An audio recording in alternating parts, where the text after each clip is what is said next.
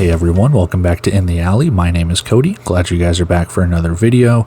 Off-season update number 2. We've had quite a few signings and releases and stuff since the last time we talked.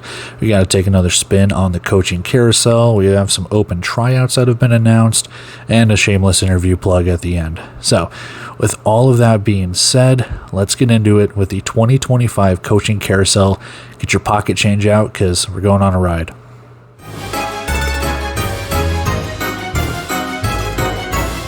Here we go. I had to write some notes down because there's a lot of coaching carousel stuff to talk about. So first thing to be talked about, new coach hired in 2025 for the defending champion Arizona Rattlers. Peyton Riggs is off to Arizona. He was the offensive coordinator last season with Sioux Falls. And if you don't know who Peyton Riggs is, he is the son of Curtis Riggs, yes, the famous color commentator from the national championship game, and nothing else. He's not famous for literally anything else in the indoor football game. We'll move on. And it's a joke, obviously. If you're new to the game, Curtis Riggs is one of the most, if not the most, decorated indoor football coach when it comes to, accolades and things along those lines. So his son Peyton over to Arizona, championships colliding there, I guess. So we'll see what happens down there in the desert. Let's head out further west to Bay Area. They've promoted, I'm going to butcher his name, but I believe it's Hubinal. Correct me if I'm wrong. Hubinal Rodriguez from linebackers coached to co-defensive coordinator, as well as hiring a new team president, David Eisenberg, and a new director of partnerships, and Joni Rocco. So Bay Area seems to be putting something special together out there for the future. Just want to congratulate all three of them at their positions with Bay Area. Taking a trip down the Pacific Coast Highway and then taking other highways to get down to San Diego, because I didn't realize the Pacific Coast Highway stopped in Los Angeles when I tried to write that joke and it completely landed flat. But we head over to San Diego, where head coach Taylor Geneser has been extended through the 2025 season. So he is yet another coach that has been kind of re-signed here moving into the next season of the Indoor Football League. So another congratulations goes out to him, and hopefully him and his staff can go out and build on last year's successful season, moving into the Western Conference Championship last year. We'll see what they can do. Finally, let's make our way out to Fishers, where the Fishers Freight and Dixie Wooten have added to their staff. Dixie Wooten III, who is in no relation to Dixie Wooten. I'm kidding. He's the son of Dixie Wooten, head coach. So he has been hired on, Dixie Wooten III, as the team's offensive coordinator and offensive line coach. He was the offensive line coach with Bay Area last season, with Dixie Wooten the first, I believe the first, being the offensive coordinator with Bay Area. So both those guys moving over to Bay Area to continue that success. They've also hired on Chuck Miller, who has had previous stints in the IFL with Green Bay and Iowa, and he has been hired on as the defensive coordinator and assistant head coach. And finally, Fishers has hired Matt Elam as special teams coordinator and defensive backs coach. Elam played last season with the Massachusetts Pirates as a defensive back, making it all the way to the national championship game. He's been a standout in the Indoor Football League and all around.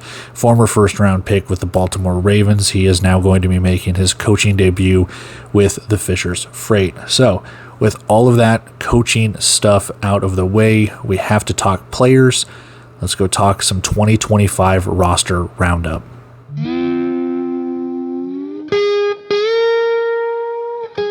All right, 2025 roster roundup through September 26th. Just a little overview of how I want to do this. We're going to go in alphabetical order, starting with Arizona, ending with Vegas. If you don't see the team you root for, not all the teams have put out any sort of transactions. I'm only using the Indoor Football League's transactions page, not the team social media yet. I know that will probably happen in a couple of months when everything kind of goes dark and everyone starts playing it close to the vest when it comes to signings and training camp stuff and what have you. But for right now, I'm just using the Indoor Football League's transactions page. Again, if you don't see your team, they haven't posted any transactions. Right now, I think, brief count, we got about 10 of the 17 teams on here. So with that being said, let's go ahead and get into it because there is a lot to cover. Starting it out with Arizona, the only other thing that they have done is they have released Russell Faloja. Again, I'm not sure if that's how it's pronounced, but part of my mispronunciation, he is the second player to be released from the Rattlers. Anything else? We'll have to wait till later. Next up, we have the Green Bay Blizzard. They have re-signed 3 players and have signed a player from a different roster. Demetrius Moore, Lowell Patron, and Nigel Canada all have been re-signed. Akeem Smith has come over from San Antonio and Iowa. And then they have signed Jordan White, Zion Barnett, and Nerion Washington. They have released players from last season's roster as well. It's a little too many to name, so you can pause the video if you want to see who it all is. And then in the right-hand column, we've got 4 players activated from injured reserve.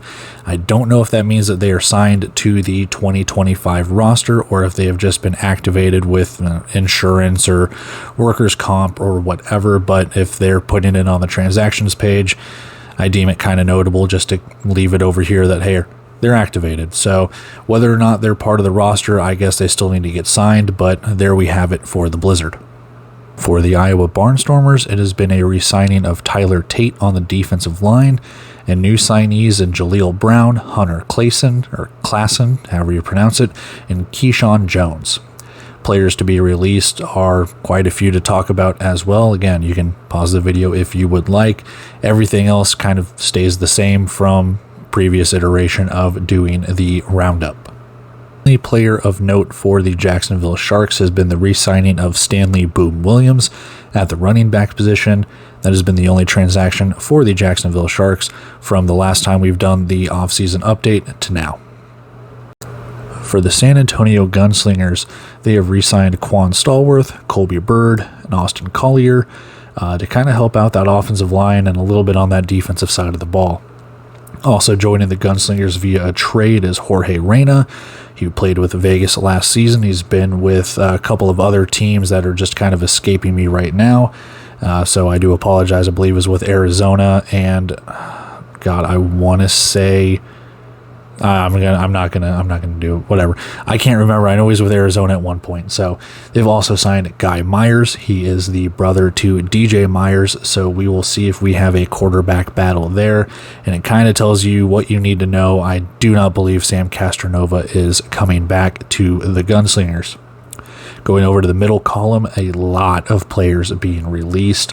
You can, again, pause the video and read all those names. It's quite a bit to read, but big takeaway for me is they have released quite a bit on the defensive side of the ball. So we're going to see if they retool, resign, whatever they do on that defensive side of the ball. But good things coming, hopefully, for the Gunslingers. Finally, on the right-hand column, TC Stevens is retired. We already knew that in the final game of the Gunslingers season last year, or this last season, I guess. And that's pretty much where we stand with San Antonio. So we'll see where they go as more transactions trickle in. For San Diego, they have made 2 signings, 1 re-signing in Nate Davis. So he is back for yet another season. And as the saying goes, Father Time is undefeated, but they have not met Nate Davis. So he is back for another season. Merlin Robertson, linebacker, has been signed as well. So we'll start seeing some transactions probably trickle in for San Diego as we get later into the year. And obviously as 2025 rolls around, quite a few players released for San Diego as well. Some of them haven't even played a snap for the team, but I guess they just held the contractual rights for them, things along those lines. Kind of how it is for all the other teams as well that don't have a 2024 team designation next to their name. So whatever happens with that. But that's where we stand with San Diego. Not too much, but still kind of a notable re-signing there.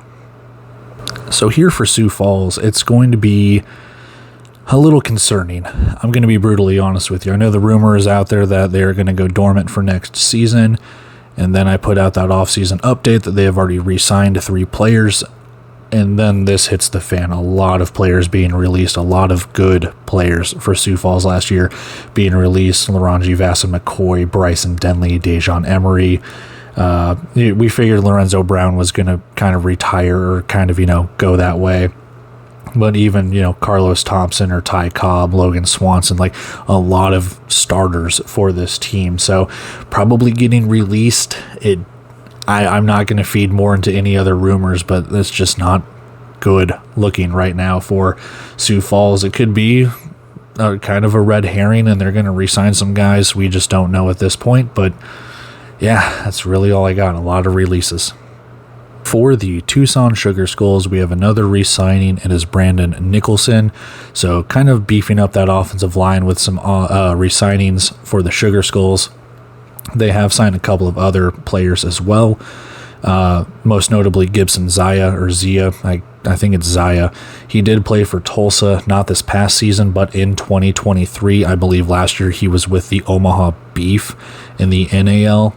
But since that's not an IFL team, I'm not going to give the designation. And then it says on the transactions page, Jackson Fowlers. And I put a question mark next to it here because I think it's Jackson Flowers from Fairmont State.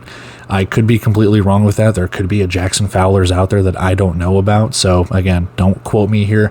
I do my best with what I can and Google searches, but I think it's Jackson Flowers. Sometimes the names just kind of get screwed around. So that's what we have. Middle column, players getting released when it comes to the quarterback position, Vincent Espinoza, Quincy Patterson. Wide receivers, I believe, I know it says released, but I think Tyron Laughinghouse retired. And then just a couple of other players that didn't play a snap in 2024, whether it's David Haney or Carrington Thompson, whatever the case could be. So that's just kind of where we go. Deion McShane didn't play a snap for Tucson, but I believe he was involved with the trade with Daniel Smith, if I'm not mistaken, with Iowa. So whatever happens there, it's just kind of funky. But that's what we have for Tucson. A couple of signings, quite a bit of releases, and we move on. For the Tulsa Oilers, the key re-signing that they've had in the last week or two has been Katron Allen, and that's really been it when it comes to signings. You look in the middle column, some releases include Brito Tutt, Jonathan Nance, Montero Dubose, Chima Dunga, Keandre Hall, go Pitt State, and that's really it. I mean, some guys that made some really key contributions on both sides of the ball for Tulsa last season, so we'll see how they go about replacing those, but right now with Ramon Morris, Katron Allen, they've already kind of got a defensive framework going on right now. We know what Tulsa's good at down there. They've got a really good defense most of the time. So more of the same, I'm sure, as they work their way up to 2025. Finally, for the Vegas Nighthawks, they have made quite a few transactions in the last week or so, including a couple key re-signings. Jerome Johnson, the MVP, has been re-signed for yet another year, and on the defensive line, Maurice Jackson is back again.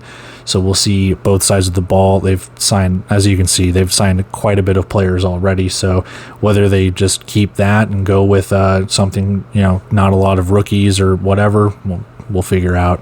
Other signings include Randy Robinson, Devontae Jackson, and Tucker Horn. So some rookies getting a look at there. They've also have future considerations. That's always a good thing to have from their trade with San Antonio for Jorge Reyna. So we'll see if they utilize that next year, if they need a player or whatever the case could be. Moving over to the middle column, just 3 releases to talk about. Malik Honeycutt has been released. He was kind of a wide receiver when they had a lot of depth problems at wide receiver. I believe when Quentin Randolph went down, Caleb Hawley went down, and they had to go sign Reggie Henderson and Marquise Lawson and stuff like that. So 2 other guys, Brandon Unganst, I believe is how it's pronounced, and Jared Gentry. They didn't play a snap for Vegas in 2024, so they're released. And then, excuse me, moving over to the right-hand column, we have some exemptions, starting with the CFL. None of these guys, minus Corey Woodruff, played a snap for Vegas last season, but I believe they keep them exempt with their contracts and stuff like that, since those guys stayed in the CFL, whether active roster, practice squad, whatever. So exempt from that. Cameron Dukes, Coney Ely, Ativa Muaga Clements, Cedric Wilcots, Corey Woodruff. In the UFL, we already talked about CJ Wyndham, but Mr. Harriel and Jamal Johnson both exempt in the UFL as well. And then Eric Douglas has been activated from injured reserve. And as I've said, I don't know if that means he's been signed, if it just means something insurance, workers' comp, whatever. We'll figure that out later. But as of right now, he is activated from injured reserve. And that is it for your 2025 roster roundup part 2. All right, third bit of news to talk about. We've got a couple of teams already offering tryouts for their team, starting first with the Vegas Nighthawks.